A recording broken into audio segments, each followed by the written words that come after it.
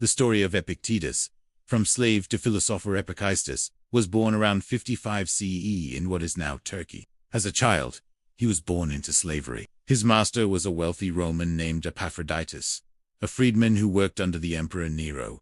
Epictetus was not treated well as a slave. His leg was broken by his master, leaving him physically disabled for the rest of his life. It was a hard existence, and yet it shaped his perspective in profound ways. Despite his physical suffering and lack of freedom, Epictetus never allowed external circumstances to define his happiness. One of the core ideas of Stoicism is that we cannot control external events, only our responses to them. Epictetus embodied this philosophy every day in the face of great hardship.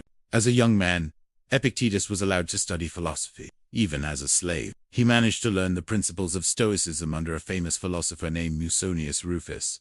Stoicism taught him that the only thing truly within his control was his own mind. External circumstances, such as his status as a slave, were beyond his control, but his thoughts, reactions, and judgments were not.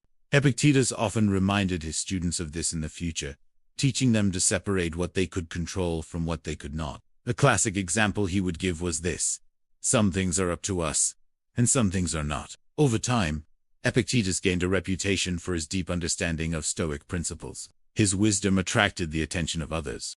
Eventually, when he was freed from slavery, Epictetus chose to continue living simply. He didn't desire wealth or power.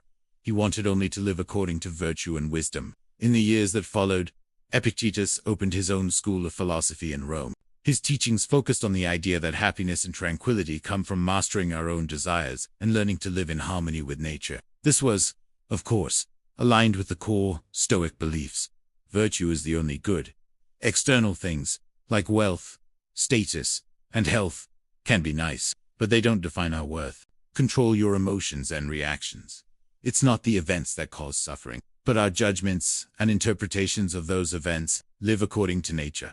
Align yourself with the natural world, reason, and the greater good, understanding that suffering is part of life. One of Epictetus's most famous teachings came in his own words: "It is not what happens to you, but how you react to it that matters." His lessons were full of practical advice for how to handle the daily challenges of life. He taught his students not to get upset by things outside their control, to develop self-discipline, and to practice gratitude. A story often told of Epictetus is that one of his students, a rich young man, came to him upset after his house had been destroyed in a fire. The student was anguished over the loss, feeling as though he had been robbed of his wealth. Epictetus listened to the complaint patiently before responding.